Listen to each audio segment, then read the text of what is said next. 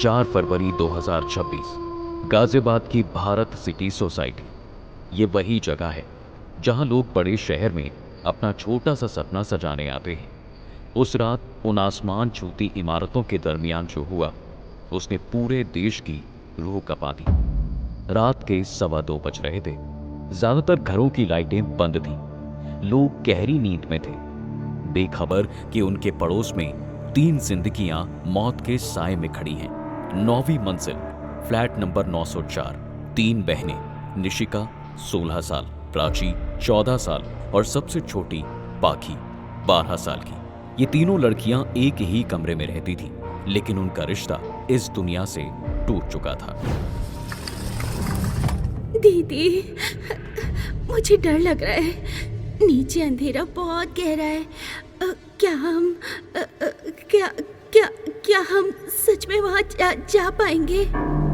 डर मत पाखी, हम तीनों साथ हैं। पापा रोज चिल्लाते हैं, मम्मी रोती रहती है, और ये कर्जा हमें कभी जीने नहीं देगा। हम थोड़ी ही देर में अपने कोरियन दोस्तों के पास होंगे, बस एक कदम और। दीदी सही कह रही है पाखी, देखना वहाँ सब कितना सुंदर होगा। चलो तीनों एक साथ, हाथ मत छोड़ना। उन तीनों ने एक दूसरे का हाथ थामा। उनकी आंखों में आंसू थे, लेकिन उनसे ज्यादा एक अजीब सा जुनून। वो तीनों रेलिंग पर चढ़ी। एक पल के लिए पूरी दुनिया रुक गई और फिर एक भारी छलांग। ओए, ये क्या गिरा? ओए जगदीश, देख उधर, क्या गिरा ऊपर से? गार्ड की टॉर्च की रोशनी जब फर्श पर पड़ी तो उसके होश उड़ गए। 3 मासूम जिस्म खून से लथपथ। पूरी सोसाइटी में शोर मच गया। विंडोज खुलने लगी, लोग चिल्लाने लगे, लेकिन उन तीनों के लिए अब सब कुछ शांत हो चुका था। पुलिस की गाड़ियां लाल नीली रोशनी फेंकती हुई सोसाइटी की गेट पर रुकी। पुलिस के जूतों की आवाज पूरे बिल्डिंग के कॉरिडोर में गूंज रही थी। एसएचओ और उनकी टीम 9th फ्लोर पर पहुंची। कांस्टेबल, एरिया कॉर्डन ऑफ करो। किसी भी पड़ोसी को अंदर मत आने देना। और ये मीडिया वाले, इन्हें गेट पर ही रोको। सर, फ्लैट का दरवाजा अंदर से बंद था, हमें धक्का देकर खोलना पड़ा। बच्चों के पिता अंदर ही है। एसएचओ जब बच्चों के कमरे में दाखिल हुए तो उन्हें लगा था कि शायद कोई हादसा है, लेकिन कमरे का नजारा देखकर उनका दिमाग घूम गया। कमरे की दीवारों पर बड़े बड़े अक्षरों में मार्कर से कुछ लिखा था। ये क्या लिखा है? I am very very lonely, my life is very alone. फर्श पर उनके परिवार की 15 फोटोज एक ही पैटर्न में पड़ी थी और बीच में एक डायरी। उस कमरे में के ड्रामा के पोस्टर्स और बीटीएस कोरियन बैंड की फोटोज हर जगह थी। ऐसा लग रहा था जैसे ये कोई हिंदुस्तानी कमरा नहीं, बल्कि सियोल का कोई हिस्सा हो। इसमें तो लिखा है कि कोरिया हमारी असली दुनिया है, हम वहां जा रहे हैं। कांस्टेबल, ये बच्चियां किसी अजीब नशे में थी क्या? इनके लैपटॉप और फोन कहाँ हैं? सर, कमरे में कोई मोबाइल नहीं मिला। पिता कह रहा है कि उसने फोन बेच दिए थे। एसएचओ की निगाहें उस डायरी पर थमी थी। डिजिटल ऑब्सेशन या फाइनेंशियल स्ट्रेस। सवाल बहुत थे, लेकिन जवाब अभी तक अंधेरे में थे। क्यों 3 बच्चियां मौत को अपने कोरियन सपनों से जोड़ रही थीं? पुलिस स्टेशन के अंधेरे कमरे में एक बल्ब लटक रहा था। उसके नीचे बैठा था चेतन गुज्जर, तीनों बच्चियों का बाप। उसका चेहरा थका हुआ था, आंखों में पश्चाताप था या सिर्फ डर, ये कहना मुश्किल था। चेतन, साफ साफ बताओ, तुम्हारे घर में क्या हो रहा था? 3 बेटियां एक साथ कूद गई और तुम्हें पता तक नहीं चला? साहब, मैं गरीब आदमी हूँ। मेरी 3 शादियाँ हुई हैं, 2 पत्नियाँ सगी बहनें थी। घर में रोज पैसों को लेके झगड़ा होता था। मेरे सिर पर कर्जा इतना था कि रात को नींद नहीं आती थी। बच्चों के फोन कहाँ गए? उन्हें मोबाइल की आदत किसने लगाई?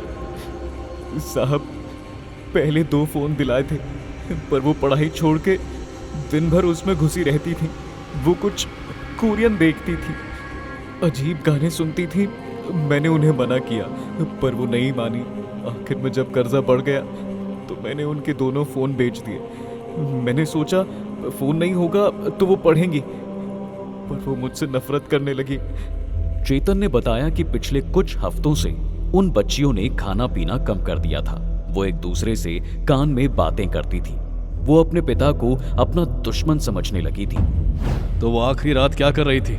साहब, उन्होंने डायरी में लिखा था कि उनका कोरियन दोस्त उन्हें बुला रहा है। मुझे लगा बच्चों की बातें हैं, पर मुझे क्या पता था कि वो सच में चली जाएंगी। पुलिस को एहसास हुआ कि ये मामला सिर्फ मौत का नहीं, बल्कि एक टूटते हुए परिवार की कहानी है, जहां बाप के लिए कर्जा पड़ा था और बच्चों के लिए उनका वो छोटा सा मोबाइल स्क्रीन उनका इकलौता सहारा। साइबर सेल का यूनिट एक बंद कमरे में बैठा था। कंप्यूटर स्क्रीन्स की नीली रोशनी उनके चेहरों पर पड़ रही थी। उन्होंने बच्चों के पुराने रिकॉर्ड्स और बेचे हुए फोन का डेटा रिकवर करना शुरू किया। सर, ये देखिए, हमें एक YouTube चैनल मिला है जिसका नाम है किलर क्वीन। इन बच्चों ने इस चैनल के हर वीडियो को 1000 बार देखा था। इसमें अजीब तरह के साइकोलॉजिकल टास्क है। क्या ये ब्लू व्हेल जैसा कोई गेम है? क्या कोई इन्हें टास्क दे रहा था कूदने का? नहीं सर, ये गेम नहीं है। ये फैंडम का एक खतरनाक रूप है। ये लड़कियां इतनी अकेली थी कि उन्होंने इंटरनेट पर एक इमेजिनरी दुनिया बना ली थी। उन्होंने अपने नाम तक बदल लिए थे। निशिका ने अपना नाम किम रखा था। वो सोचती थी कि मौत के बाद वो कोरिया में पैदा होंगी। इन्वेस्टिगेशन में ये भी सामने आया कि वो सबसे छोटी बहन पाखी के जरिए किसी से चैट करती थी। वो चैट मैसेजेस बहुत ही क्रिप्टिक थे। इसका मतलब यह है कि जब बाप ने फोन बेचा तो उनका वो सपना टूट गया। उन्हें लगा कि अब वो कभी अपनी उस ड्रीम वर्ल्ड से नहीं जुड़ पाएंगी। पुलिस उस दुकानदार तक पहुंची जहां फोन बेचे गए थे। दुकानदार ने बताया कि फोन बेचने के बाद भी एक लड़की दुकान पर आई थी और रो रो कर मांग रही थी कि उसे बस एक बार अपने दोस्तों को गुड बाय बोलने दो, पर दुकानदार ने मना कर दिया। तरस आता है। वो बच्चियां सिर्फ एक डिजिटल कनेक्शन के लिए तरस रही थी, और जब वो टूटा तो उन्होंने सब कुछ खत्म कर दिया। न्यूज चैनल्स पर डिबेट होने लगी। क्या बच्चों को मोबाइल देना चाहिए? डिजिटल एडिक्शन का इलाज क्या है? लेकिन असली वजह उन डिबेटिंग रूम से बहुत दूर थी। एक साइकोलॉजिस्ट ने इस केस को स्टडी किया। देखिए, ये सिर्फ एक मोबाइल की कहानी नहीं है। जब एक बच्चे को घर में प्यार, ध्यान और सुकून नहीं मिलता तो वो उसे बाहर ढूंढता है। इन बच्चों के लिए कोरियन कल्चर एक एस्केप था। घर में बाप का कर्जा और माँ बाप के झगड़े से उन्हें लगता था कि उनकी असली जिंदगी ये नहीं है। वो स्क्रीन के पीछे की चमक धमक को ही सच मान बैठी थी। केस में एक और मोड़ आया जब पड़ोसियों ने बताया कि वो लड़कियां अक्सर स्कूल नहीं जाती थीं। वो बस कमरे में बंद रहती थीं। बहुत शांत थी वो तीनों, कभी बाहर नहीं खेलती थी, बस कभी कभी बालकनी में खड़ी होकर नीचे देखती रहती थी। हमें लगा शायद वो शांत बच्चियां हैं, पर उनके दिमाग में क्या तूफान चल रहा था ये कोई नहीं जान पाया। साइकोलॉजिकल रिपोर्ट के मुताबिक जब उन्हें फोन से दूर किया गया तो उन्हें विड्रॉल सिम्टम्स हुए। उन्हें लगा कि उनकी पहचान छीन ली गई है और उस रात उन्होंने मौत को एक फाइनल टास्क समझकर पूरा किया। सोशल मीडिया पर आग लग गई थी। #भारत सिटी सुसाइड और #सेव आवर किड्स ट्रेंड करने लगा। सोनू सूद ने भी ट्वीट किया, बच्चों से फोन छीनने से पहले उन्हें अपना वक्त दीजिए। पिता को जेल होनी चाहिए, कर्ज के लिए फोन क्यों बेचा? नहीं, ये इंटरनेट की गलती है। ये कोरियन कंटेंट बच्चों का दिमाग खराब कर रहा है। लेकिन सच इन सब बातों से ऊपर था। पुलिस को फॉरेंसिक रिपोर्ट मिली जिसमें साफ था कि तीनों ने एक साथ कूदने का प्लान बनाया था।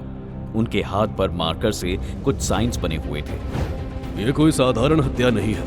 हमारी जांच में ये साफ है कि ये तीनों बच्चियां एक साइकोलॉजिकल स्ट्रेस में थी। उन्हें लगता था कि मौत ही उनका रास्ता है। हम पेरेंट्स से अपील करते हैं कि अपने बच्चों के स्क्रीन टाइम पर नहीं, उनके मेंटल हेल्थ पर ध्यान दें।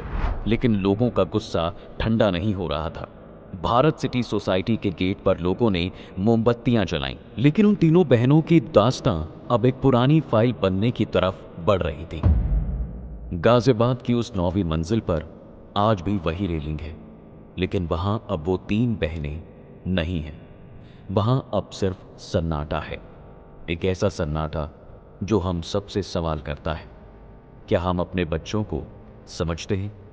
क्या हम उनकी डिजिटल दुनिया के पीछे छिपे दुख को देख पाते हैं? या फिर हम सिर्फ तब जागते हैं जब कोई मौत की खबर हेडलाइन बनती है? निशिका, प्राची और पाखी, वो तीनों एक ऐसी दुनिया की तलाश में चली गईं जहां शायद कोई कर्जा नहीं था, कोई झगड़ा नहीं था, लेकिन पीछे छोड़ गईं एक ऐसा जख्म जो हमेशा रहेगा। याद रखिए, बच्चों का मोबाइल छीन लेना सॉल्यूशन नहीं है। उनके साथ बैठकर बात करना, उनका हाथ थामना और उन्हें यह महसूस कराना कि ये रियल वर्ल्ड उनकी डिजिटल वर्ल्ड से ज़्यादा प्यारा है, यही असली परवरिश है। अगली बार जब आप अपने बच्चों को मोबाइल फ़ोन में खोया हुआ देखें तो उससे एक बार ज़रूर पूछिएगा, बेटा आज तुम कैसा फील कर रहे हो।